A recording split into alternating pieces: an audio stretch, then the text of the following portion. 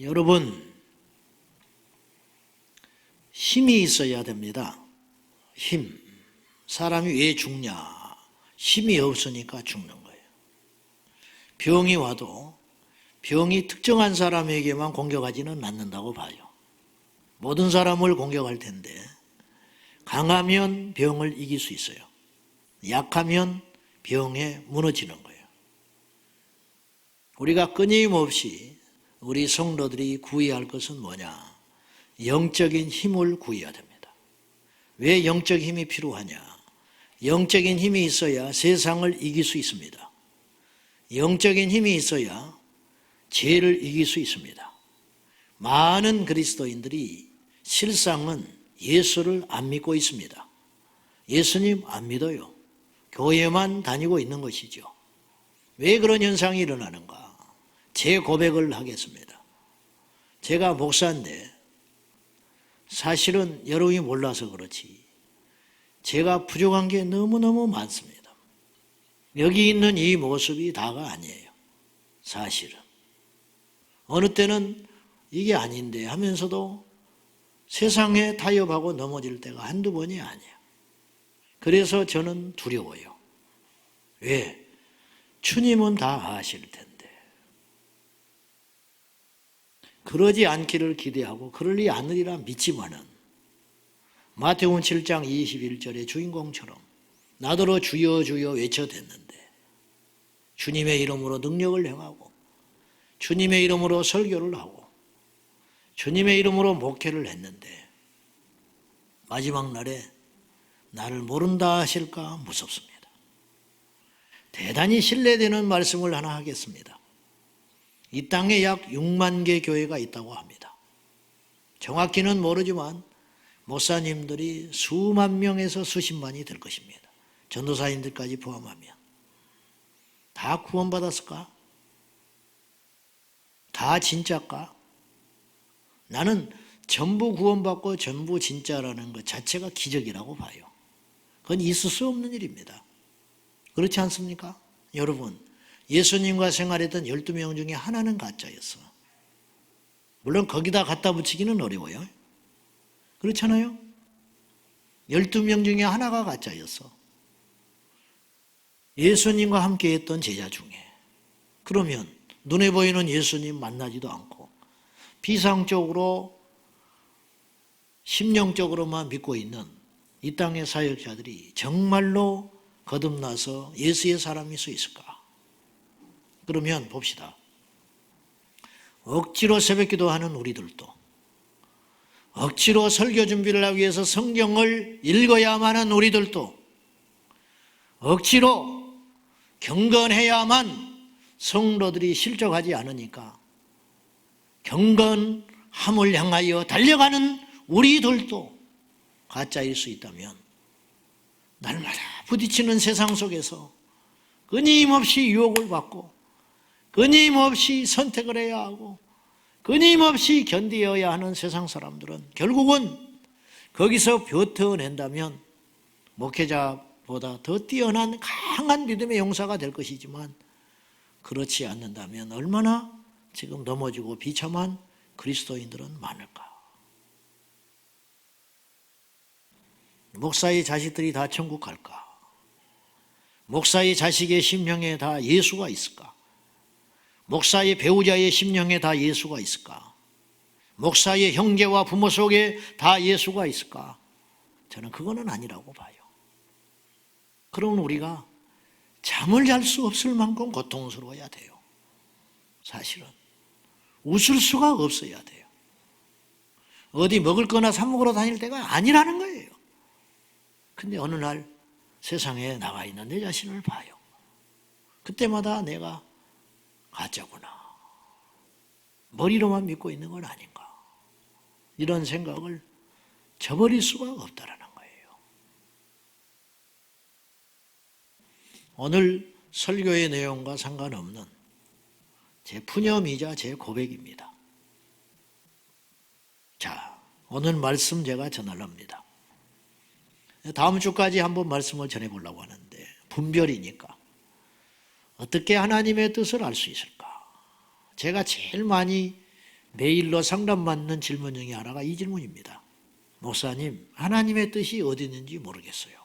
고난이 있다는 거예요. 교회 안에 어려움이 있다는 거예요. 근데 자기가 뭔가를 결정을 해야 되는데 하나님의 뜻이 어떤 것인지를 모르겠다는 거예요. 그렇지 않아요? 우리도 다 그런 고민을 한두 번씩은 했고 지금도 하고 있을지 모릅니다. 오늘이 향하는 이 말씀, 이 설교가 그 의문점을 다 해소할 수는 없지만은 우리가 한번 고민을 해보자 이 말이에요.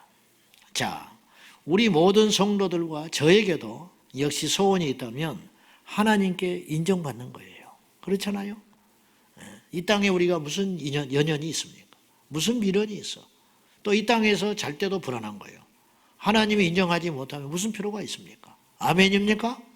하나님께 인정받아야 하잖아요. 이 소원이 있습니까? 이것조차 없다면 정말 예수의 사람이 아니죠.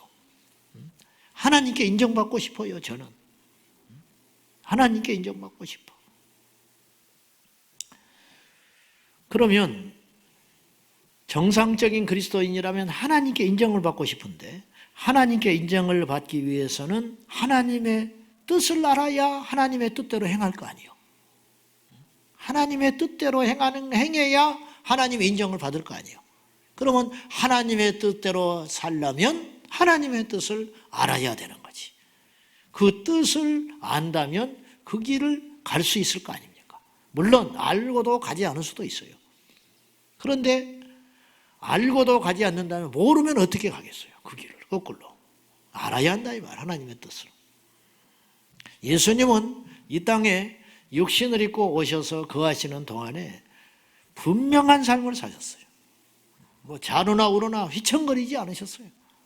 부자를 만나도 흔들리지 않고 고난이 와도 흔들리지 않고 뭐 제자들이 배신을 해도 섭섭해하지 않고 그렇죠.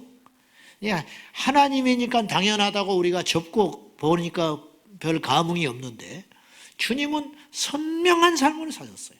어떻게 그랬을까? 그 이유가 여기에 있어요. 하나님은 예수 그리스도는 이 땅에 오셔서 하늘에 계신 아버지 하나님이 예수님을 보내실 때의 목적과 뜻을 분명히 알고 계셨다. 그러니까 뚜벅뚜벅 그 길을 걸어가셨다는 거죠. 우리도 알 수만 있다면 그 길을 갈 수 있지 않겠냐 이 말이죠. 자, 마가복음 10장 45절이에요. 다 같이 시작. 인자가 온 것은 섬김을 받으려 함이 아니라 도리어 섬기려 하고 자기 목숨을 많은 사람의 대속물로 주려 함이니라. 예수님께서 당신이 이 땅에 오신 목적을 선명하게 선포하고 있어요. 내가 온 이유가 있다. 나는 섬김을 받으러 온 존재가 아니다. 그러니까 누가 섬길 때 흔들리질 않는 거예요. 왜냐? 예수님은 섬기러 온 분이 아니라는 거예요. 나는 죽으러 왔다. 나의 목숨을 죄인들을 위하여 주러 왔기 때문에 그 목표를 이룰 때까지는 어떤 것도 요동하지 않는다는 거죠. 요한복음 8장 29절 한 번 더 봅니다. 시작. 나를 보내신 이가 나와 함께 하시도다. 나는 항상 그가 기뻐하시는 일을 행함으로 나를 혼자 두지 아니하셨느니라. 하나님이 나를 보내셨는데 나를 보내신 그 아버지 하나님이 나와 항상 함께 하신다. 그 이유가 무엇인지 아느냐? 나는 아버지 하나님이 기뻐하시는 일을 행하기 때문이다. 그러면 하나님이 기뻐하시는 그 일을 행하기 위해서는 무엇을 알아야 돼요? 하나님 아버지의 기뻐하는 뜻이 무엇인지를 알아야 되지 않겠어요? 여러분, 이게 중요해졌잖아요. 그러고 보니까. 우리가 하나님이 기뻐하는 뜻을 알고 그렇게 살 수만 있다면 가난해도 실패한 인생이 아니에요. 병이 들어도 실패한 인생이 아니에요. 우리가 달갑지 않지만 주저앉아 버려도 그건 절대로 주저앉아 있는 게 아니에요. 여러분, 하나님의 뜻이 아닌데 그 길을 계속 가요. 근데 사람들이 그 길을 다 인정해요. 그럼 얼마나 끔찍하고 무서운 일입니까? 여러분의 목표는 뭐예요? 여러분의 인생의 목표는 뭐예요? 이 땅에서 시집가고 장가가고 먹고 마시고 잘 되고 다른 사람한테 인정받고 권세 누리고 살다가 가는 거? 그것도 하나님께서 허락하시면 모르겠지만은 하나님과 상관없는 번영과 하나님과 상관없는 부와 하나님과 상관없는 이 땅에서의 형통이 무슨 필요가 있겠어요? 의미 없습니다. 의미 없어. 왜냐? 이 땅에서는 얼마 안 되는 거예요. 우리가 정작 관심을 둬야 하는 것은 죽은 후에 하나님이 보시는 나는 어떠냐? 여기에 관심을 둬야 한다는 거예요. 저는 요새 부쩍 그것에 관심이 많아졌어요. 코로나19 사태를 맞이하면서. 너무 세월이 빨리 지나가는 거예요.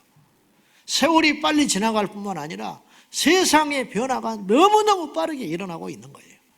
예측을 못하겠어요. 예측을 못하니까 무서운 생각이 드는 거예요.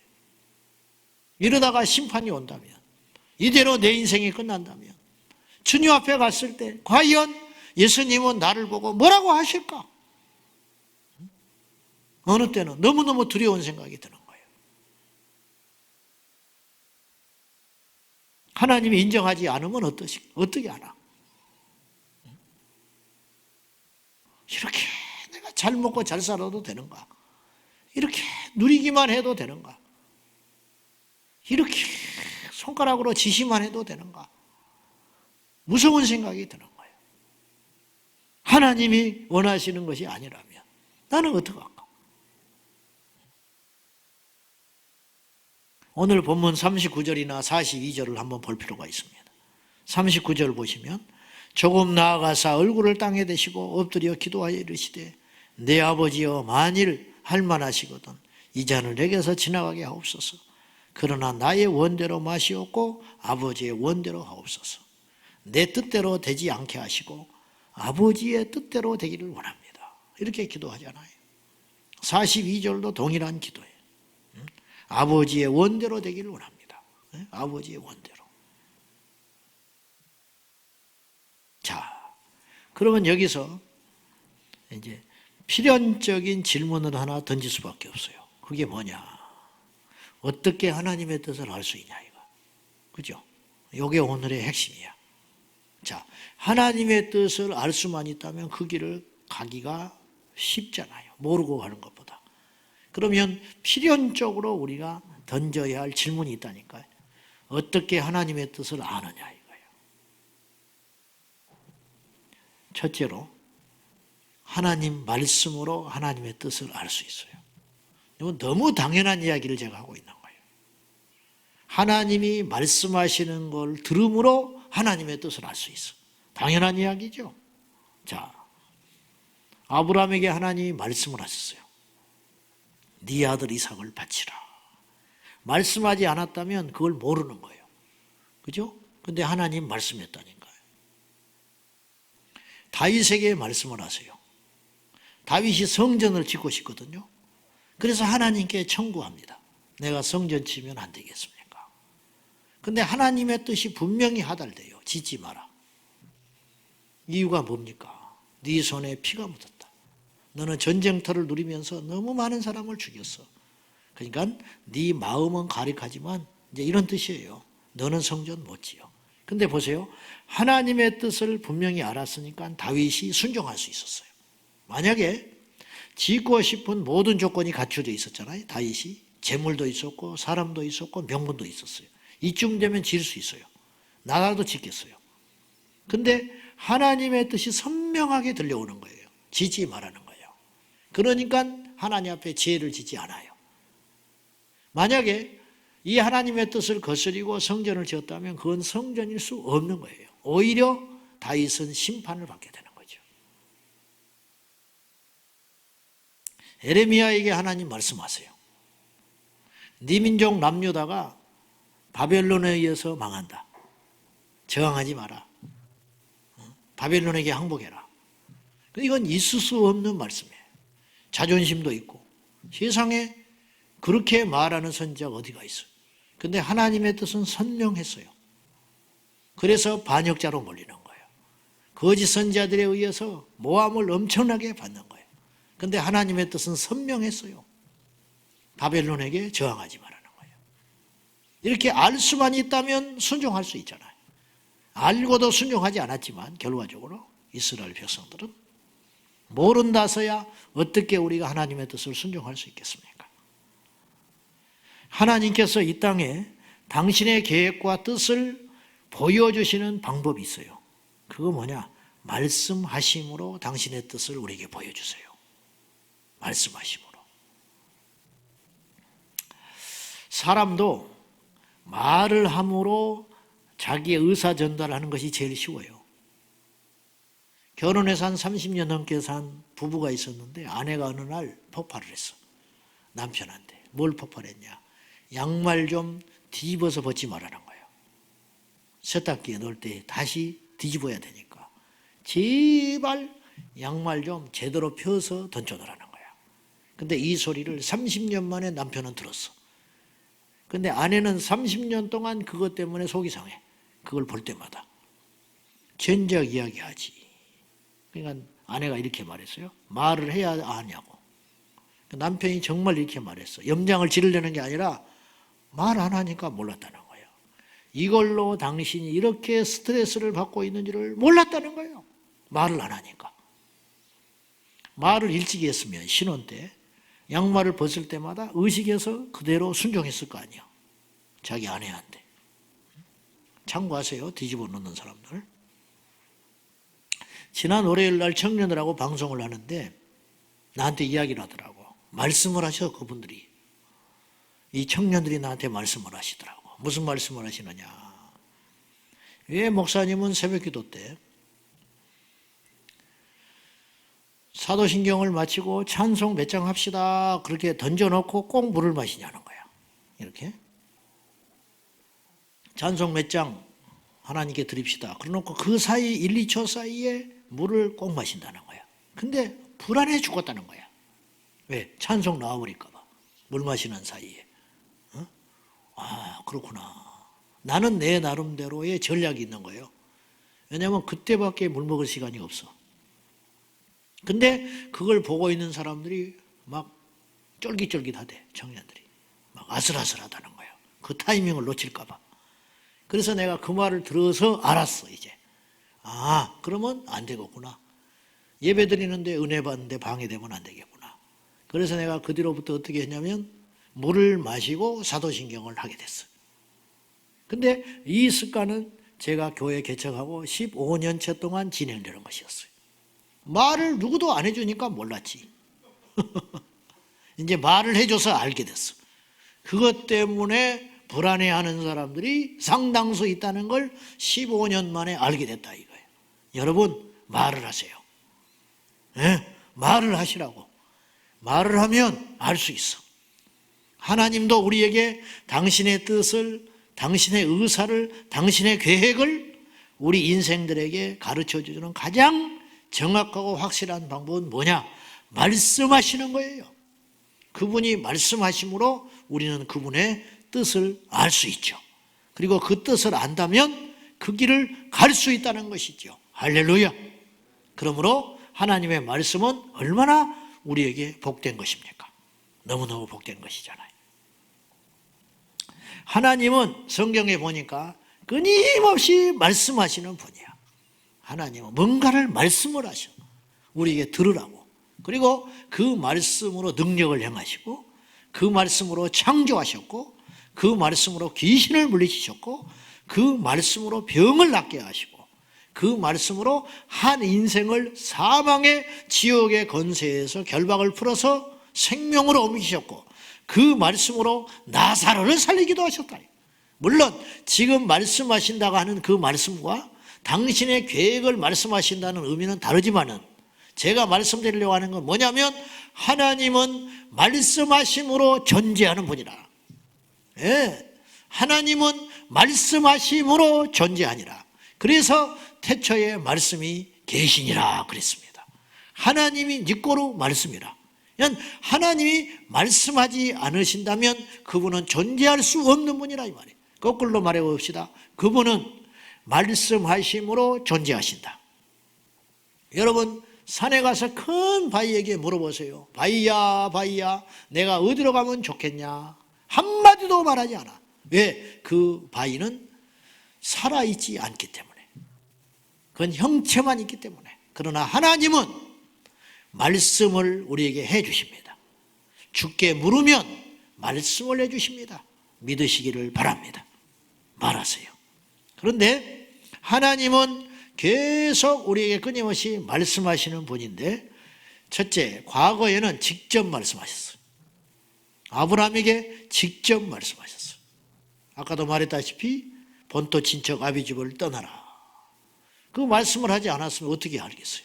말씀하시니까 떠나라고 하시는구나. 그 떠난 게. 이삭이 하나님께서 이삭을 바치라 하는지를 몰랐을 거 아니에요? 근데 바치라 했어요. 바쳐야 되는구나. 그분의 말씀을 들음으로 그분의 뜻을 알게 됐다 이 말이죠. 말하고 계시다. 아담에게 말씀하셨어요. 선악과를 범하지 말아라. 절대 먹지 말아라. 말하지 않았으면 몰랐겠죠. 근데 말을 했어요. 그러므로 알게 됐어요. 하나님께서 선악과를 먹지 말라 말씀하셨구나. 그런데 그것에 불순종한 것이 죄라는 거죠. 하나님은 직접 말씀하신 적이 있었다. 그러다가 하나님은 두 번째로 선지자를 통하여 대신 말씀하기 시작하셨어요. 여러분, 최초의 선지자가 누군지 아세요? 누굴까? 모세. 성경에 보니까 최초의 선지자가 놀랍게도 아브라함이야.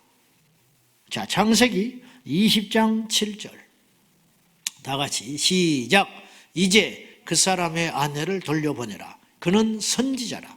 그가 너를 위하여 기도하리니 내가 살려니와 내가 돌려보내지 아니하면 너와 내게 속한 자가 다 반드시 죽을 줄 알지니라. 아비멜렉에게 거짓말을 하거든요. 아브라함이 내 누이라고. 그러니까 아비멜렉이 사라를 치었어요. 근데 그날 밤에 하나님께서 꿈에 나타나셔서 아비멜렉에게 경고합니다. 너 죽으려고 그러냐? 아브라함은 선지자야. 그의 아내를 놓아줘라. 그의 말을 들어라. 그렇지 않으면 너와 네 모든 혈통을 다 죽이리라. 하나님이 경고했어요. 이때 언급하신 게 하나님이 직접 말씀하신 게 뭐냐, 증명하신 게 뭐냐면 아브라함은 선지자다. 아브라함을 통하여 하나님이 말씀을 하셨다 이 말이에요. 아브라함을 통하여 뭔가를 말씀하셨어요. 그 다음에 또 선지자가 나오는데 모세예요. 모세. 신명기 18장 15절 시작. 내 하나님 여호와께서 너희 가운데 내 형제 중에서 너를 위하여 나와 같은 선지자 하나를 일으키시리니 너희는 그의 말을 들을지니라. 모세가 이스라엘 백성들에게 직접 설교를 하면서 나와 같은 선지자를 일으켜 주신다고 말씀하셨다. 그래서 내가 죽더라도 없어지더라도 또다시 나와 같은 선지자를 일으켜 세운다고 말씀하셨다. 그러니까 선지자는 바뀌고 죽고 새롭게 나오지만은 여전히 하나님께서는 선지자 예언자를 통하여 끊임없이 말씀하신다. 이런 말이에요. 그렇게 계속 하나님이 때마다 시마다 필요할 때마다 누군가를 세워서 말씀을 하셨어요. 엘리야를 통하여, 이사야를 통하여, 에레미야를 통하여, 그 밖에 각 선지자를 통하여 말씀하신 것들이 구약 성경에 쭉 나와 있잖아요. 그러면 성경에 거론되지 않은 선지자는 또 얼마나 많이 있었겠어요. 대단히 많았겠죠. 그러다가 말라기 선지자를 끝으로 선지자가 뚝 끊어져 버리는 거예요. 더 이상 누구를 세워서 말씀을 하지 않아요. 이게 비극입니다. 그리고 400년 암흑기를 지나서 어느 날 나타난 존재가 있었는데 세례요한. 세례요한이 회개하라 천국이 가까이 왔느니라. 그리고 예수 그리스도를 그곳에 소개하기 시작하는 거예요. 이게 선지자거든요. 세례요한은 선지자 시대와 제자 시대를 연결시키는 인물이 되는 거죠. 그래서 세례요한은 선지자이자 제자가 되는 거죠. 즉 구약이자 신약이라 이 말이죠. 세례요한이 그 역할을 했다고 저는 봐요. 자, 그러다가 선지자를 통하여 말씀하시더니 이제는 말라기 선지자를 끝으로 선지자를 중단시키더니 말씀으로 존재하시던 그 하나님이 육신을 입고 이 땅에 오셔서 직접 예수님께서 말씀하기 시작했어요. 예수님의 말씀은 선지자들이나 과거의 선생들과 사두개인들 그런 사람들이 하던 말과는 비교가 안 되는 거예요. 그래서 그분께서 산상수훈에서 말씀을 하실 때 사람들의 입이 떡 벌어지면서 권세 있는 새로운 교훈이로다. 이런 말씀은 들어보지를 못했다는 거예요. 이런 해석은 듣도 보도 못했다는 거예요. 이런 명쾌한 말씀, 이런 능력 있는 말씀, 이런 오류가 없는 말씀, 도저히 인간의 지식과 상식을 뛰어넘는 이 엄청난 말씀은 우리가 듣도 보도 못했다. 왜냐? 당연하지요. 하나님이신데. 그분은 배움에서 오는 지식을 전한 게 아니고 계시, 직접 한 사람의 한 역사의 과거와 현재와 미래를 꿰뚫고 준비하실 필요도 없이 즉각 하늘의 음성과 계시를 말씀하셨다. 그분이 설교 준비하셨을까? 생각해 보셨어요? 이런 생각 한 번도 안 해봤지. 예수님이 설교 준비해 보셨을까? 예수님이 뭔가 질문을 받을 때 가만히 있자 이러셨을까? 나는 전혀 그렇지 않았을 거라 생각해. 척 나와버리는 거예요. 질문하지 않는 속사람까지도 그냥 꿰뚫고 말씀하셔버리는 거예요. 니고데모를 만났을 때에도 니고데모가 선한 선생님, 하나님이 당신과 함께하지 않았으면 이런 표적이 없을 것입니다. 그렇게 인사를 하고 시작하니 예수님이 그 말에 가타부타 말하지 아니하고 즉시로 그 중심을 꿰뚫어서 말씀을 해버려요. 요한복음 3장 3절에 사람이 거듭나지 아니하면 하나님 나라에 갈 수 없다. 니고데모가 무엇 때문에 그 밤중에 예수님께 와서 체면을 차리면서 정중하게 왔는지 예수님은 이미 알고 계셨다. 왜? 하나님이시니까. 그래서 그분의 말씀은 오류가 없는 100% 진리요 사실이라 이 말입니다. 직접 말씀하기 시작했어요. 그러다가 우리 주님께서 부활 승천하신 후에 지상에 남겨놓은 곳이 있었는데 교회예요. 그리고 교회를 통하여 지금은 성경의 계시를 통하여 오늘 이 시대에 말씀하는 시대가 되었다 이 말이죠. 오늘날은 성령께서 말하시는 시대예요. 그런데 성령께서 완악한 우리 인간들이 자기 기준대로 말씀을 왜곡할까 봐 완전한 안전장치를 우리에게 남겨주셨는데 그것이 무엇이냐? 성령의 감동으로 기록된 말씀 성경. 이 성경을 우리 인류에게 남겨주심으로 인하여 성령께서 이 하나님의 기록된 말씀을 통하여 오늘 또 말하고 계심을 믿습니다. 그러므로 성경의 권위보다 더 큰 것은 없다. 결국 오늘 우리가 하나님의 말씀을 듣는다 할 때는 무엇을 통하여 듣는 것이냐? 성령의 계시가 기록된 하나님의 말씀인 성경을 통하여 우리는 하나님의 뜻을 인도받을 수 있다 이런 말입니다. 사람의 말은 오류가 있어요. 기도를 많이 하는 사람도 오류가 있어요. 아무리 깨끗하고 거룩한 존재도 오류가 있습니다. 그런데 말씀은 오류가 없습니다. 왜냐? 말씀은 법이기 때문입니다. 법은 정해진 그 법은 변하지 않아요. 환경과 사람과 상황에 따라 변할 수 없어요. 이걸 뭐라고 표현하냐면 규범이라고 그래요. 규범. 그래서 갈라디아서 6장 16절 말씀. 자, 봅니다. 시작. 무릇 이 규례를 행하는 자에게와 하나님의 이스라엘에게 평강과 긍휼이 있을지어다 할 때 이 규례라는 말, 저것은 곧 규범이라는 뜻인데 원문은 무슨 단어를 사용을 했냐면 헬라어 카논이라는 단어를 사용했어요. 카논. 이 카논이라는 단어는 히브리어 카네에서 왔는데 이 카네라는 히브리어 단어는 무슨 뜻을 갖고 있냐면 갈대라는 뜻을 갖고 있어요. 갈대. 갈대가 뭘까? 그 당시에는 자가 통일되어 있지 않았기 때문에 갈대의 길이로 측량을 했다 이 말이죠. 그러니까 이 카논이라는 단어는 무슨 뜻이냐면 잣대라는 뜻이에요. 잣대. 측량하는 도구. 그러니까 측량하는 도구는 정확합니다. 즉 하나님의 규례 이 말씀은 정확하다 이런 뜻이에요. 이 말씀은. 그러니 말씀을 갖다가 딱 대면 우리의 삶이 다 드러나 버리는 거예요. 우리가 무엇을 할까 고민을 할 때 말씀으로 돌아가면 명확한 답이 나와버리는 거예요. 그러므로 성령은 기록된 하나님의 말씀과 절대로 부딪히지 않는다는 걸 기억하셔야 돼요. 누군가 성령을 받았느니, 누군가 기도를 깊이 해서 하나님의 음성을 들었느니 하는 표현을 쓸 수 있고 그걸 존중합니다. 저도 그거 인정합니다. 그런데 그것은 반드시 어떤 검증 절차를 지나야 되냐면 기록된 말씀의 범위 안에서 행해야 돼요. 이 말씀을 벗어난 것은 위험한 것입니다. 그리고 하나님은 어지러운 하나님이 아니에요. 그렇게 하지 않아요. 성경의 저자가 성령이셔요. 어떤 저자가 책을 썼습니다. 책을 썼는데 그 책을 가지고 강의를 하는데 자기가 쓴 책에서 벗어난 이야기를 하면 이 선생님은 가짜예요. 자기가 쓴 책 이론을 그대로 이야기하는 것이죠. 이게 당연한 것이죠. 둘 중에 하나는 가짜예요. 다르면. 그러므로 성령님은 우리에게 감동으로 주신 기록된 말씀 외에 범주를 넘어가지 않고 말씀하신다. 이걸 꼭 기억하셔야 됩니다. 자, 다시 정리하겠습니다. 어떻게 하나님의 뜻을 아느냐고요? 말씀을 통하여 알 수 있습니다.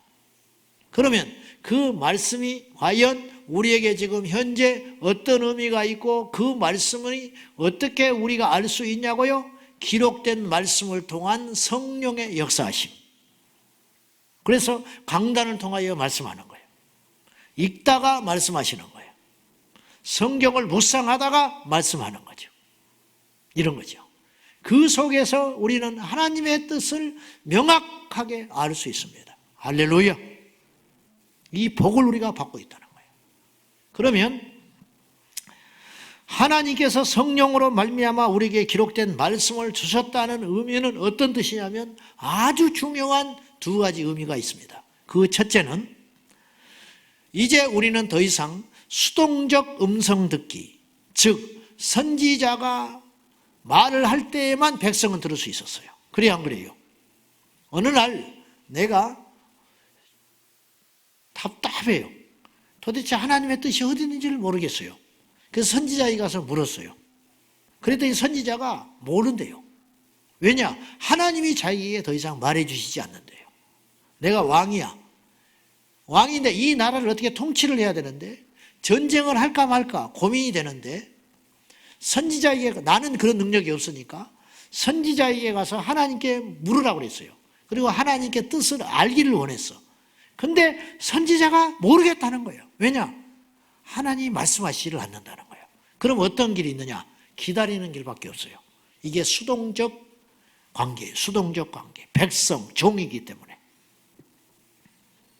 그런데 하나님께서 이 기록된 말씀을 우리에게 주셨다는 것은 얼마나 엄청난 의미가 있냐면 더 이상 하나님과 우리 사이가 수동적 관계가 아닌 능동적 관계로 전환되었다는 걸 의미하는 것입니다. 무슨 말이냐? 이제 우리가 하나님의 뜻을 알기 위하여 다른 사람을 쫓아갈 필요가 없다는 거예요. 우리는 더 이상 하나님의 뜻을 알기 위하여 기다릴 필요가 없게 됐다는 거예요. 그럼 어떻게 하면 되냐? 말씀으로 들어가라. 이 말씀에 하나님의 뜻이 존재하고 있다는 거예요. 놀랍게도 이 말씀을 읽을 때마다 정확하게 성령께서 임하심으로 무엇을 보아야 하는지, 무엇을 느껴야 하는지, 무엇을 고쳐야 하는지, 무엇을 내가 행동해야 되는지, 내가 고민하고 있는 이 상황에서 어떻게 결정을 해야 되는지 정확하게 성령께서는 이 말씀을 도구 삼아서 우리에게 말하신다 이 말입니다. 간혹 가다가 그런 분들이 계셔요. 제가 대단한 게 아니고 하나님이 행하시는 일이야. 고민을 했는데 설교를 들을 때 풀어진다는 거예요. 자기가 어제 누군가하고 말을 할 때 이 문제를 가지고 상담을 했는데 그 다음날 설교 때 이것이 나오게 된다는 거예요. 그래서 자기가 이제 답을 찾았다. 그것은 제가 특별한 게 아니고 하나님의 말씀은 그렇게 듣는 자에게, 귀가 열린 자에게 명확하게 해석해내는 예리한 말씀으로 누구에게나 말하고 계시다는 거예요. 이해되면 아멘 하십시오. 모세는 옛날에 하나님의 음성을 듣기 위해서 시내산에서 40일을 머물러야 했어요. 왜? 하나님이 말씀하실 때까지 40일을 계속 머물면서 당신의 법을 알아야 했어. 근데 우리는 더 이상 그런 수고로움을 하지 않아도 된다. 왜냐?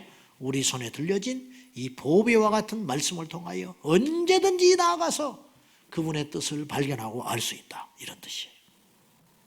두 번째로 기록된 말씀을 우리에게 성령께서 주셨다는 것은 어떤 의미가 있느냐 하면, 더 이상의 계시나 더 이상의 선지자나 더 이상의 구원자나 더 이상의 성경을 보충하는 어떤 인간의 주장이나 이론이 존재할 수 없다는 걸 의미하는 거예요. 왜냐? 그것을 인정하는 순간 이 성경은 불완전한 말씀이 되기 때문이에요. 보충해야 할 하나님의 말씀이 더 이상 절대로 존재할 수 없다. 네, 절대로 있을 수 없다. 그러므로 어떠한 사람이 능력을 행하고 나타나서 성경에 반하는 이야기를 한다면 그 사람은 적그리스도라, 가짜라, 가짜. 이걸로 분별할 수 있기를 축복합니다. 이만이나 신천지, 구원파, 장길자, 살아있는 여인을 하나님의 어머니로 인정하는 어처구니 없는 하나님의 교회 집단이나 정명석을 하나님의 구원자로 인정하는 JMS 집단이나 그들의 그 비윤리성과 가정 파괴, 비상식적인 그런 작태와 행동들도 심각한 문제이지만, 그들에게 있어서 가장 본질적인 재앙은 무엇이냐면 하나님의 말씀을 왜곡시키고 폄하하고 있고 제멋대로 해석하고 있다는 것이 가장 큰 문제라는 것이죠. 여러분, 성경에 어디 이만희를 보혜사라고 하냐 이 말이에요. 보혜사는 성령님밖에 없는 거예요. 어떻게 이만희를 성경을 읽고 구원자라고 이야기를 하냐 말이에요. 어떻게 이 성경을 공부하고 장길자가 하나님 어머니라는 말을 할 수 있냐 이 말이에요. 어떻게 이 성경을 읽고 이 성경을 공부하면서 정명석을, 그 교주를 구원자라고 이야기할 수 있냐 이 말이죠. 이건 너무너무 잘못됐다는 것이에요. 분명히 이야기합니다. 더 이상의 계시는 없습니다. 더 이상의 보충해야 할 말씀은 없습니다. 지금은 선지자의 시대가 아니에요. 뭐 선지자 시대니 사도 시대니 뭐 누가 사도 행세를 하고 다니고 누가 선지 행세를 하고 다니고 그런 어이없는 일이 벌어지는데, 여기서 누가 그런 말을 하고 저기서 여러분 하나님 예수님께서 뭐라 했어요? 기웃거리지 마라. 여기 있다 저기 있다 쫓아다니지. 이미 답은 우리에게 주신 거예요. 이미 구원자는 오셨고 그 구원자는 다시 오실 분 예수 그리스도밖에 없다. 그리고 진리는 이것밖에 없어요. 뭐 어디 가서 진리를 찾아? 이 말씀을 읽고 이 말씀을 통하여 하나님의 뜻을 알고 이 말씀을 모르니까 제멋대로 행하고 있는 것이지, 이 말씀에 답이 있다는 사실을 꼭 기억할 수 있기를 축복합니다. 하나님은 오늘 우리에게 어떻게 우리를 인도하시는가? 하나님은 우리에게 당신의 뜻을 어떻게 계시하고 계시는가? 기록된 말씀을 통하여 그 말씀을 설교하는 설교자들을 통하여, 그래서 칼바르트는 말씀의 삼중직이라는 유명한 말을 했어요. 하나님의 말씀이 우리에게 세 가지 양태로 계시하신다. 첫째, 기록된 말씀, 성경. 두 번째, 선포된 말씀, 설교. 세 번째, 계시, 즉 보여진 말씀이 누구냐? 예수 그리스도. 엄청난 이야기를 한 거죠. 그 말은 성경적이에요. 요한복음 1장 14절.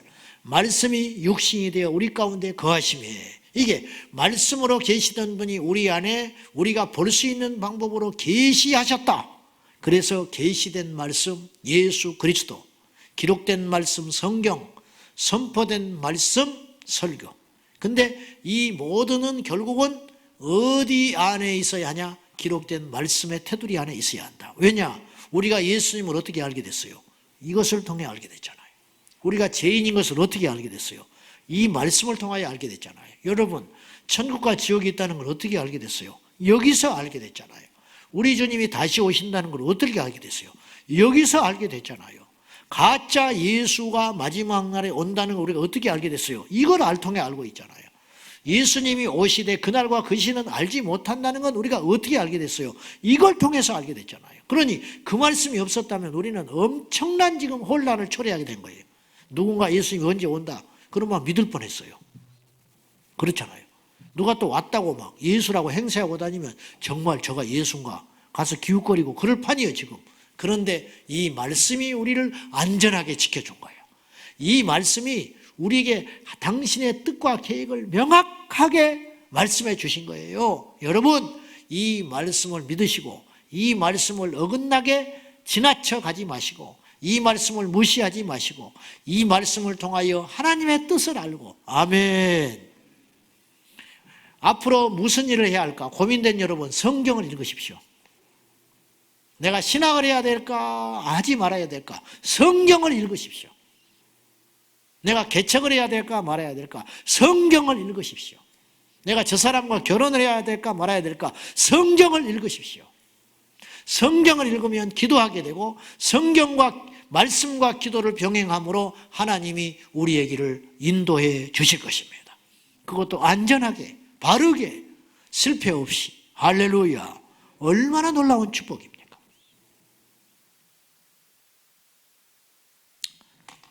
이 말씀을 우리에게 다 가르치셨어요. 성경은 우리에게 이야기합니다. 부모에게 순종하라. 그래야 토를 달 수 없어요. 부모에게 순종하는 거예요. 이게 하나님 뜻이에요. 목사님, 내가 부모님 이렇게 하라고 그러는데 해야 될지 말아야 될지 모르겠어요. 이렇게 상담을 한다 합시다. 그 자체가 모순이라는 거예요. 왜냐? 성경은 명확하게 이야기했어요. 순종하라고. 응? 부모에게 순종하라고. 그랬잖아. 그랬잖아. 목사님, 저 사람과 관계가 너무 힘들어요. 어떻게 해야 될까요? 이미 답 안 줬어요? 말씀에 답이 없어요? 하나님의 뜻이 몰라요? 그걸 몰라? 나를 힘들게 하는 저 사람은 어떻게 해야 할지 몰라? 모르다니. 네 원수를 위해 기도하고 네 원수를 사랑하고 너를 핍박하는 자를 위해 뭐 해라? 기도해라. 이 말씀이 있는데 왜 이걸 몰라? 왜 모른다고 해? 왜 모른다고 하냐고. 목사님, 주일날 내가 정말 가고자 하는 직장인데 주일날 근무를 해야 된답니다. 어떻게 해야 될까요? 왜 그걸 물어봐? 성경에는 뭐라고 그랬는데? 안식일을 기억하여 거룩히 지키라. 그랬잖아. 뭘 망설여? 목사님, 내가 이 11조를 이번 달에 드리고 나면 제가 살 길이 막막한데 어떻게 해야 될까요? 그걸 왜 물어봐? 내 것이 아닌데.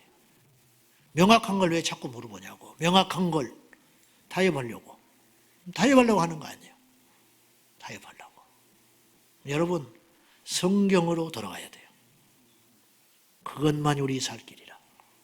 그것이 없으니까 약해지는 거예요. 말씀이 우리 안에 거할 때 우리가 선명해집니다. 말씀이 우리 안에 거할 때 힘이 생깁니다. 말씀이 우리 안에 거할 때 우리는 인생의 오류를 범하지 않을 수 있습니다. 오늘 본문, 저희가 읽었던 이 본문에서도 예수님께서 필사적으로 기도를 하셨어요. 제자들이 깊이 잠든 걸 보시고 한 번 기도하고 오셔서 뭐라고 하셨냐, 3번 기도하시잖아. 연거푸. 한 번 기도하고 오셔서 뭐라고 하냐면 1시간도 깨어 있을 수 없더냐 그랬어요. 그러니까 예수님은 대략 겟세마네 동산에서 똑같은 기도를 3시간 하셨어요. 3번을 왔다 갔다 하셨으니까. 1시간 기도하셔가지고 하고 오셔서 제자들에게 가볍게 책망하시고, 그 다음에 또 가서 갔다 오셔서 또 제자들을 보시고, 그 다음에 3번째 기도하고 오셔서 가자, 일어나 가자, 나를 파는 자가 가까이 왔다, 이렇게 이야기했는데 참으로 놀랍게도 우리 하나님께서 예수님께 응답을 하지 않아요. 매일 응답하셨던 주님이, 그렇잖아요. 매일 말씀하셨거든요. 근데 가장 결정적인 순간에 하나님이 말씀하지 않아요. 3시간을 씨름을 했는데 뭘 가지고 씨름을 했죠? 이 십자가를 내가 져야 됩니까? 하는 질문이었어요. 하나님의 뜻을 묻는 거예요. 근데 나의 원대로 마시고 아버지의 뜻대로 되기를 원합니다. 그런데 공식적인 입장은 하나님이 응답하지 않았다는 거예요. 우리가 읽은 본문에서는. 왜 응답하지 않았을까? 하나님이 그 기도를 듣지 않았을까? 아니에요. 예수님의 기도를 외면하실 수 없지요. 반대로, 그럼 예수님의 상태가 하나님께 응답받을 수 없는 상황이었을까? 그것도 말이 안 되는 소리예요. 하나님은 그 기도를 듣고 계셨고 예수님도 충분히 그 응답을 들을 만한 자격과 환경과 조건을 갖추신 분인데 그리고 기도가 약했을까? 그럴 리 없지요.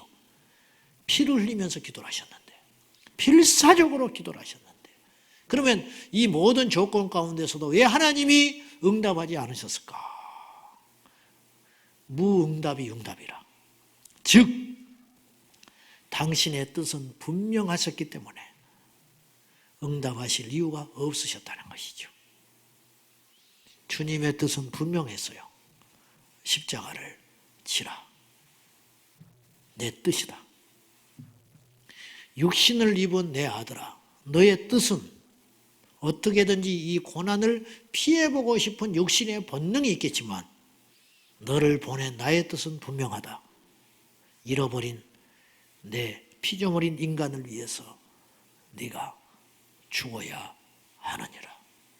이게 아버지의 뜻이에요. 분명한 뜻.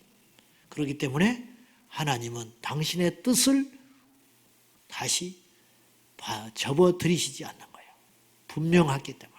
아버지의 뜻이 분명하잖아요. 십자가를 지라. 그것이에요. 여러분, 분명한 뜻을 알기 위해서 하나님께 다시 묻는 수고를 하지 마시고 성경을 읽고 주님의 뜻이 분명하거든 순종함으로 나아가십시오. 그리하면 됩니다. 그리하면 어느 날 내가 하나님의 뜻을 행하는 사람이 되어 있을 것입니다. 그 복을 저와 여러분이 꼭 누릴 수 있기를 예수님의 이름으로 축원합니다. 기도하십시다.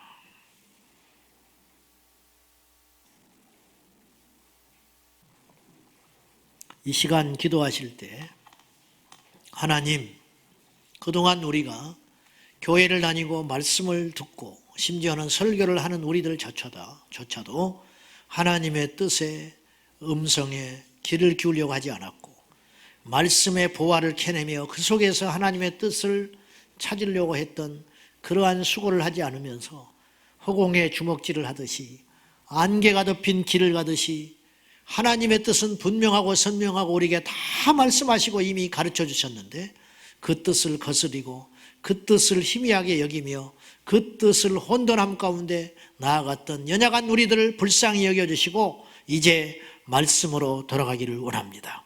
하나님, 때때로 우리는 이런 푸념을 해왔습니다. 모세처럼 아브라함처럼 직접 말씀하시면 좋겠다고. 얼마나 어리석은 항변입니까? 이미 모든 답을 주셨는데 우리는 또 답을 찾으러 다니는 어리석은 자였습니다. 자녀의 위치와 자녀의 권세와 자녀의 혜택을 무시한 채 종된 삶을 자청했던 우리를 불쌍히 여겨주시고 오늘 영의 눈 열려지게 하여 주시사 하나님의 말씀을 깊이 창념함으로 하나님의 뜻을 알고 순종하게 하여 주시옵소서. 다 같이 주님 부르고 기도합니다. 주여,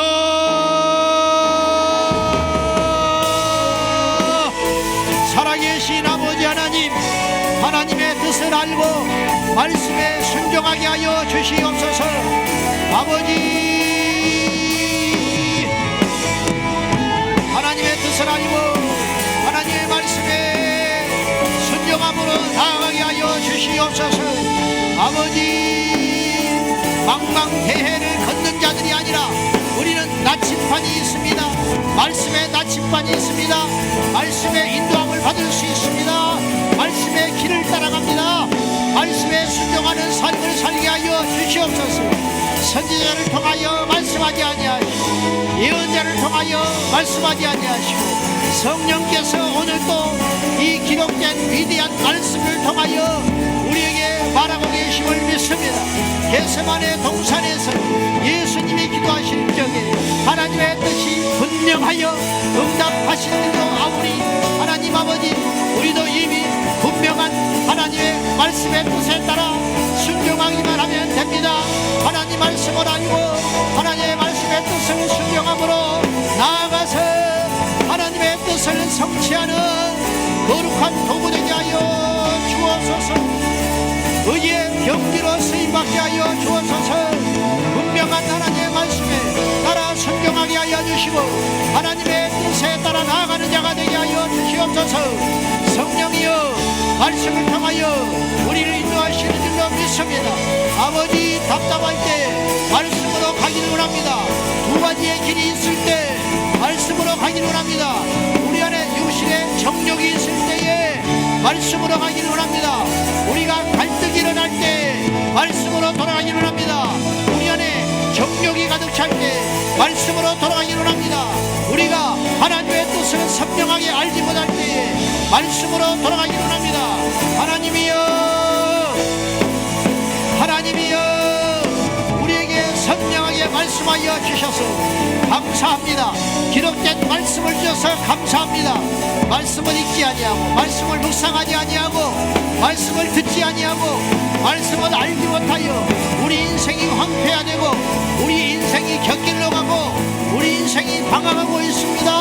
하나님의 뜻을 알기를 원하며 그 뜻을 알게 하여 말씀으로 돌아가게 하여 주십시오. 그 말씀을 알게 하여 겸손하게 무릎 꿇게 하여 주옵소서. 주여, 귀 있는 자는 들으라, 눈 있는 자는 보아라. 말씀하시는 하나님의 말씀을 먹고 하나님의 말씀을 마시고 하나님의 말씀을 내 심리에 새겨서 그 말씀으로 인도함을 받는 예수님의 사람들이 되게 하여 주옵소서. 아버지 믿습니다.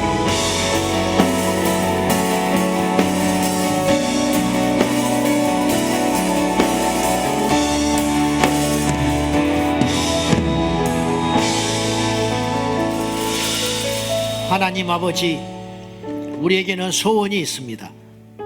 하나님의 뜻을 아는 것입니다. 주님, 이미 하나님의 뜻을 기록된 말씀을 통하여 우리에게 다 가르쳐 주셨건만 우리가 교만하여 그 말씀을 읽지를 않습니다. 우리가 교만하여 그 말씀을 듣고도 순종하지를 않습니다. 우리가 교만하여 그 말씀을 먹지를 않습니다. 그러면서 불안해합니다. 그러면서 답답해합니다. 그러면서 갈등을 하고 있습니다. 얼마나 어리석은 일입니까? 하나님이여, 우리에게 당신의 위대한 계획과 뜻을 각자의 심령에 성령을 주시사 그 성령께서 말씀을 통하여 우리를 인도하고 있음을 믿습니다. 주님, 분명하게 우리에게 말씀하시는 그 성령의 음성의 말씀을 듣고 순종함으로 나아가게 하여 주시옵소서.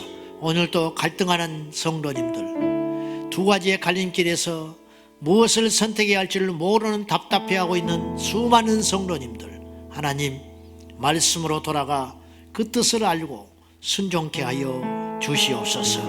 예수님의 이름으로 기도하옵나이다. 아멘. 할렐루야.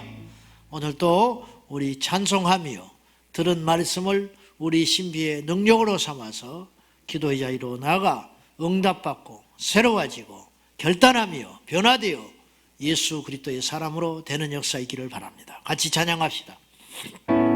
힘차게 박수치며 우리 주님 찬양합니다.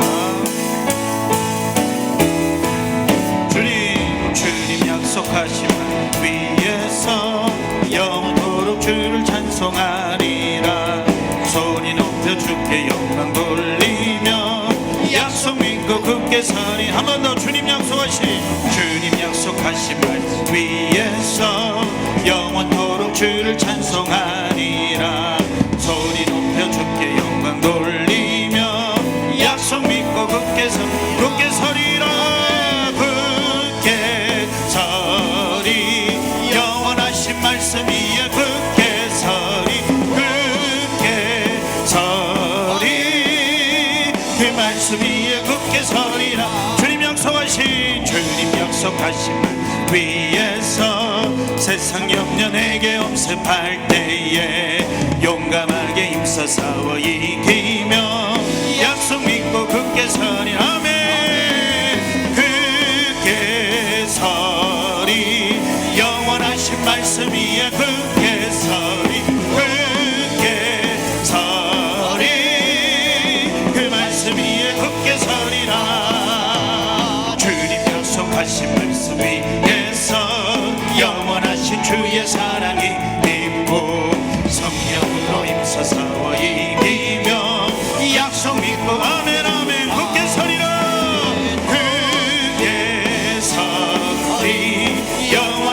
말씀 위에 굳게 서리 굳게 서리 그 말씀 위에 굳게 서리 굳게 서리라 굳게 서리 영원하신 말씀 위에 굳게 서리 굳게 서리 그 말씀 위에 이 3절 한 번 더 주님 약속하신 말 영원하신 주의 사랑 영원하신 주의 사랑이 믿고 성령으로 힘써서 이기며 약속 믿고 굳게 서리 아멘 아멘 굳게 서리 영원하신 말씀 위에 굳게 서리 굳게 서리 그 말씀 위에 굳게 서리 주님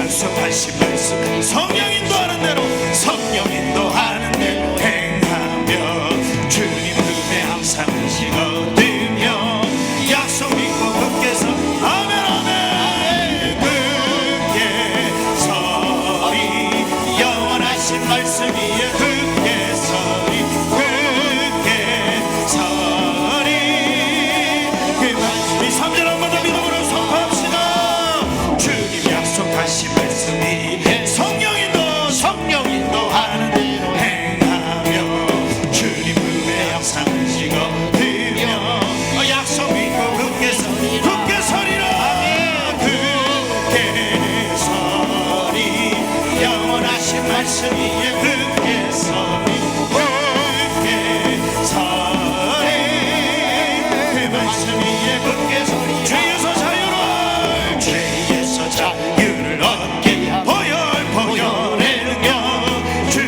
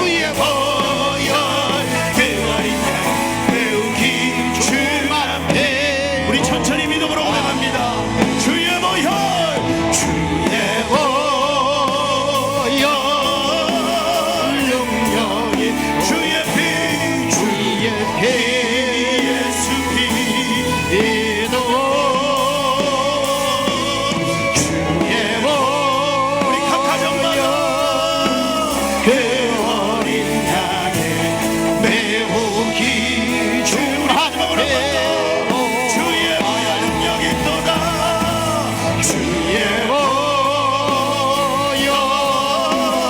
능력이 또 주의 피 예수 피 믿으오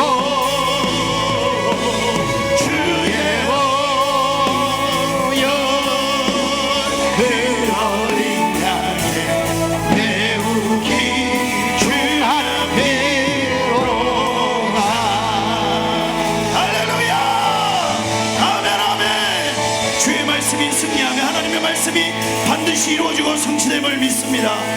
우리의 믿음이 무엇입니까? 믿음은 들음에서 나며 들음은 그리스도의 말씀으로 말미암는다 하셨습니다. 믿음은 무엇입니까? 말씀을 붙드는 힘입니다. 내가 얼마나 주의 말씀을 붙들 수 있느냐, 그것이 나의 믿음입니다. 아버지, 나의 믿음 없음을 불쌍히 여겨 주시옵소서. 이 시간 말씀으로 말씀하셨으니 하나님의 말씀 꼭 붙들고 주님 오실 그날까지 승리하는 가정, 승리하는 나, 승리하는 교회 되게 하여 주시옵소서. 아멘. 우리 기도 좀 함께 보시며 네 가지를 위해 기도해 주시고, 그리고 가정을 위하여, 또한 나의 믿음을 위하여, 또한 이번 주 이제 5월 우리 10일 하나님께서 예배를 허락하셨습니다. 흘러넘치는 은혜의 능력이 부어지게 하여 주시옵소서. 말씀 전하는 목사님 가운데 강건하게 하여 주시옵소서. 주여 삼청하며 통성으로 기도합니다. 주여 주여 주여 아버지 하나님 아버지 감사합니다. 예수 이름으로 이겼습니다. 예수 이름으로 승리했습니다. 할렐루야 할렐루야 할렐루야. 은혜를 부어주옵소서. 담대히 주께 나가오니 은혜의 놀라운 역사로 우리 가운데 찾아와 주시옵소서. 각 가정마다 주의 놀라운 대로 임하여 주시고 주의 성령으로 담대하게 하사 하나님의 놀라운 은혜의 말씀을 붙들게 하여 주옵시고 하나님의 놀라운 은혜의 말씀 앞으로 나아가는 주님의 거룩한 역사를 이루어 주시옵소서. 말씀을 붙들게 하여 주시옵소서. 말씀을 붙들 수 있는 힘을 허락하여 주시옵소서. 할렐루야 할렐루야 할렐루야. 성령을 신뢰합니다. 주여 라바스 바라바스 바라바스 바라바스 바라바라바라바라바라바라바라바라바라 이야라라라바라바라바라바라바라 이야라라라라라라라라라라라라라라 바라바스 카바스 카바스 카바스 카바스 카바. 할렐루야. 예수 이름으로 이겼습니다. 모든 죄를 이기십시오. 모든 유혹을 이기십시오. 모든 세상을 이기십시오. 주님의 은혜로 찾아와 주옵소서. 죄보다 더 크신 주의 은혜, 세상보다 더 크신 예수의